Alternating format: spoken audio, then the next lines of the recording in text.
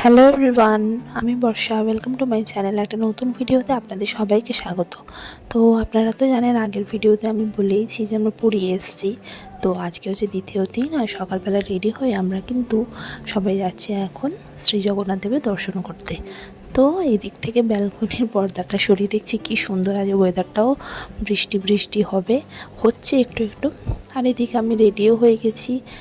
আর ওইদিকে সবাই মিলে যেহেতু পুজো দিতে যাবো, আর পান্ডা যিনি আছেন তিনি কিন্তু তাড়াহুড়ো করছেনই, কারণ 8টা অবধি মন্দির আপাতত খোলা থাকবে, তারপরে ফের আবার কিছুক্ষণের জন্য বন্ধ হয়ে যাবে।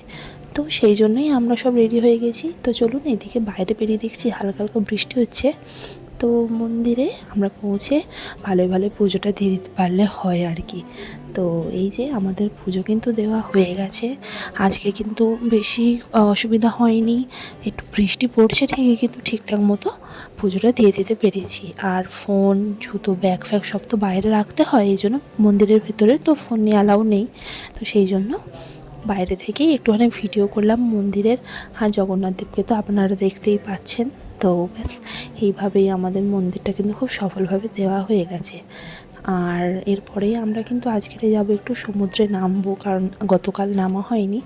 তো আমরা কোনো ব্রেকফাস্ট আজকে করিনি, কারণ আজকে আমাদের ঠাকুরের ভোগ দেবেন বলেছেন। তো আমরা দুপুরবেলা ঠাকুরের ভোগই খাবো।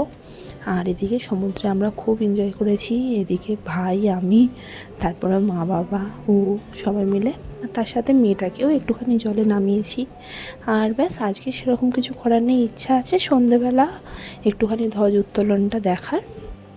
তো ওটা বলেছে 5টা থেকে 6টার মধ্যে। তো ব্যাস ভোগটা দিয়ে দিলে খেয়ে দে, আর তারপর আমরা বেরিয়ে পড়বো। আর এখানে দেখুন বাবা মা একটু হাঁটছিল, আমি ভিডিও করেছি। আর তার সাথে এই যে মেয়েকে নিয়ে একটু সমুদ্রের কাছাকাছি গেছি, ওরও তো একটু দরকার, একটু পা ভেজাবে, তাহলে তোর ভালো লাগবে। তো যাই হোক, এই হলো আমাদের মহাপ্রসাদ আর কি। তো এইগুলো আমরা গ্রহণ করার পরে কিন্তু সবাই রেডি হয়ে তাড়াহুড়ো করে বেরিয়ে গিয়েছি, কারণ প্রসাদটা আসতেই মোটামুটি 4টে বেজে গেছিলো। তো তারপরে আমাদের এটাও মিস করিনি, এটাও খুব ভালোভাবে দেখে নিয়েছি আমরা। ধ্বজ উত্তোলন এই প্রথম যেহেতু এসেছি, আমার খুব ইচ্ছে ছিল দেখার, আর খুব ভালোভাবে দেখতেও পেয়েছি। তো আপনারাও একটু দেখুন আর কি।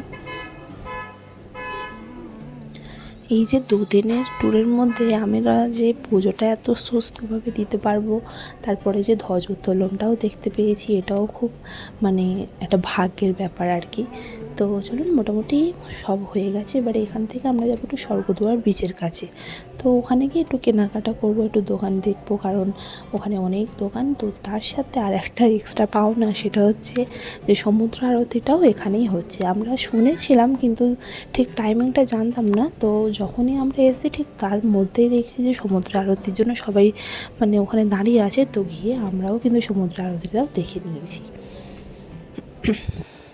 আর তারপর এই যে এখানে সব দেখতে দেখতে যাচ্ছি, অনেক শোপিস, জগন্নাথদেবের মূর্তি, শাঁখ, তারপরে কত জামা কাপড়, অনেক কিছু বিক্রি হচ্ছিল। আর তার সাথে হাঁটতে হাঁটতে শুধু ভাবছি যে সমুদ্রের ধারে কি কোনো মাছের দোকান নেই। তো দেখতে দেখতে দেখছি হ্যাঁ, মাছের দোকানও আছে। তো ওখানেও আমরা দেখতে পেয়েছিলাম। তবে ওখানে কী কী মাছ ছিল এটা কিন্তু আমি বলতে পারবো না, কারণ আমি এমনিতেই কিছু কিছু মাছ একটু চিনতে পারি না, সব আমার একরকম মনে হয় আর কি। তো ব্যাস এখান থেকে এইসব কিছু কেনাকাটা করে নিয়ে আর আমরা চলে গেছিলাম রুমে। তো সেখানে আজকে রাতে আমাদের ডিনারে মোটামুটি আমরা সব নিরামিষই খাবো, কারণ ভোগ গ্রহণের পরে বলেছে সব নিরামিষই খেতে। তো ওইখানে পনির 65 নিয়ে আমরা একটু খাওয়া দাওয়া করছিলাম। আর রাতের ডিনারে তো ডাল ভাত পনির ছিলই। আর তারপরে ঘুমোতে যাওয়ার আগে ব্যালকনিতে একটুখানি বেরিয়েছিলাম, হালকা হালকা বৃষ্টি হচ্ছে, আর তার সাথে সমুদ্র এত সুন্দর লাগছিল একদম অন্ধকারে, আর কি সুন্দর আওয়াজ হচ্ছিল। আর তার সাথে একদম শান্ত পরিবেশ। মোটামুটি অনেকটাই রাত হয়ে গেছিলো, মনেই হচ্ছিল না যে ভিতরে গিয়ে বসি। তো যাক, দিনটা খুব ভালোভাবেই কাটলো। জগন্নাথ দেবের কৃপাতে আমরা সব কিছুই দেখতে পেয়েছি। ওই জন্য ভিডিওটা তাহলে এখানেই শেষ করছি। যদি ভালো লাগে অবশ্যই লাইক করবেন, কমেন্ট করবেন, আর আমার চ্যানেলটাকে সাবস্ক্রাইব করবেন।